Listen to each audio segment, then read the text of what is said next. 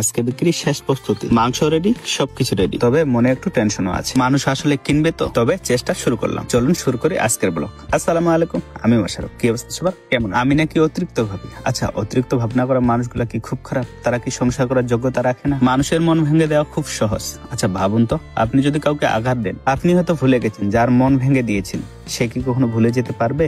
কমেন্টে জানাবেন। যারা মনে করেন আমি অতিরিক্ত ভাবনা করি, হ্যাঁ আমি সত্যি অতিরিক্ত ভাবনা করি। অতিরিক্ত ভাবনা দিয়ে আজকের এই ব্লগটা আইডিয়া করি। চালের রুটি আর মাংস আজকে আমি বিক্রি করতে নিয়ে যাব বাজারে, এটাই আজকের আমার অতিরিক্ত ভাবনা। অতিরিক্ত ভাবনা করা ঠিক না ভুল, এটাই আজকে আমি পরীক্ষা করতে যাব। রুটি বানানো মোটামুটি কাজ সব পারি, কিন্তু রুটিটাই শুধু খালি গোল করে বানাতে পারি না। আর সেকা বলেন, খমির বানানো, এগুলো সব পারি। যারা এই কাজটা করেছেন বা করেন তারাই জানেন যে চুলা থেকে যে খমিটা নামানোর পর যে এতটা পরিমাণে গরম থাকে যে হাত লাল লাল হয়েছে। আমার তো একদম হাত পুরো লাল হয়ে গেছে, দেখেন আমার হাত কেমন লাল হয়ে গেছে। রুটি বানানোর জন্য খমির মোটামুটি আমি রেডি করে দিয়ে মাকে বললাম, মা তুমি রুটিটা বানাও, আমি তাতে মাংস নিয়ে আসি। আমি যখন বাবার সাইকেলটা নিয়ে গ্রামের ভিতরে মাংস আনতে গিয়েছিলাম, এই সাইকেলটা দেখে একজন বলছে এটা নাকি আমার ভাইরাল সাইকেল। কথাটা শুনে তো আমি কিছুক্ষণ অবাক হয়ে গেলাম, কারণ আমি আবার কবে থেকে ভাইরাল হলাম। ভিডিও বানানোতে অনেকে নানান কথা বলে, নানা রকম মন্তব্য করে, অনেকে আছে যারা আবার সৎ পরামর্শ। বাজার থেকে মাংস নিয়ে এসে এবার কাজে লেগে পড়লাম। মা এদিকে রুটি বানাচ্ছে আর আমি এদিকে পেঁয়াজ কেটে দিচ্ছিলাম। আমি সারাদিনে নানান কাজে ব্যস্ত থাকার চেষ্টা করি।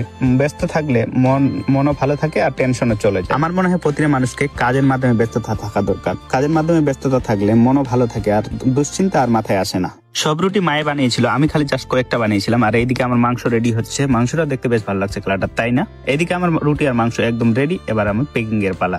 যারা বলে যে আমি অতিরিক্ত ভাবি, হ্যাঁ সত্যি আমি অতিরিক্ত ভাবি। অতিরিক্ত ভাবনা দিয়ে আজকে এই পেকিং গুলো করবো। চলুন ভিডিওটা শেষ অব্দি দেখতে হবে। আমার ভাবনা থেকে আজকে একটা কম্বো প্যাক বানিয়েছিলাম, আর এই কম্বো প্যাকে ছিল মাংস, রুটি, একটা লঙ্কা আর একটা টিস্যু আর একটা জলের বোতল। সত্যি বলতে সত্যি আমার একটা অতিরিক্ত ভাবনা থেকে এই চিন্তাটা এসেছিল। জলের বোতলটা দেওয়ার কারণ, আমি যে বিক্রি করছি এটা আমার এখানে খেয়ে কেউ অন্যের দোকানে জল খেতে যাবে, এটা আমার কাছে মোটে ভালো লাগনি, যার কারণে একটা আমি জলের বোতল দিয়েছি। এবার টিস্যুটা দেওয়ার কারণ হচ্ছে, যেহেতু আমি রাস্তায় বিক্রি করছি, পার্মানেন্ট আবার কোনো এটা দোকান না, তাই টিস্যু দেওয়ার কারণ হচ্ছে অনেকে আছে যারা এটা রাস্তায় দাঁড়িয়ে খাবেন এবং হাত মোছার জন্য কোনো কিছু পাবেন না, তাই এটা টিস্যু দেওয়ার কারণ। সঙ্গে একটা লঙ্কা দিয়েছি, অনেকে আছে যারা রুটির সাথে লঙ্কা খেতে বেশ ভালোবাসে। এবার আপনারা কমেন্টে জানাবেন আমি যে অতিরিক্ত ভাবনাগুলো ভাবি এগুলো ঠিক না ভুল। যারা আমাকে বলে আমি অতিরিক্ত ভাবি, হ্যাঁ আমি এই কারণে অতিরিক্ত ভাবি। আর বিশ্বাস করেন, আমি যখন এই খাবারগুলো বিক্রি করছিলাম আমার মনে হচ্ছিল আমি এই খাবার বিক্রি করছি না, আমি আমার ভাবনাটাকে বিক্রি করছি। এত সহজে এবং এত তাড়াতাড়ি বিক্রি হয়ে গেছিল, আমি জাস্ট অবাক হয়ে গেছি। খাবারগুলো যখন আমার বাবা আর আমি সাজিয়ে রাখছিলাম, তখন আমার মনে হচ্ছিল আমি নতুন একটা ব্যবসা করছি, এটা যেন আমার দৈনন্দিনের একটা কাজ। তবে সত্যি বলতে কি, আমার যদি এটার ভালো একটা রেজাল্ট হয়, আমার মনে হচ্ছে এই ব্যবসাটা আমি শুরু করবো। আপনারা কমেন্টে জানাবেন এই ব্যবসাটা শুরু করলে কেমন হয়। তবে আমার খুব টেনশন হচ্ছিল, যদি এগুলো বিক্রি না হয় তাহলে আমি কি করবো? এতগুলো খাবার তো বাড়িতে একাই খাওয়া সম্ভব নয়। তবে মনে হচ্ছিল আমার, কেন যেন আমার মনে হচ্ছিল আমি যা ভাবি আমার ভাবনা কখনো বিফলে যায় না। বিক্রি করার সময় কি কি প্রবলেম ফেস করতে হয়েছিল এটা আমি নেক্সট ভিডিওতে দেখাবো। আজকের ব্লগটা এখান থেকে দেখা হচ্ছে অন্য কোনো ভিডিওতে। ভিডিওটা যদি ভালো লাগে একটা লাইক দিবেন, ভালো থাকবেন, সুস্থ থাকবেন, আল্লাহ হাফিজ। আর হ্যাঁ, ভিডিওটা একটা শেয়ার দিবেন।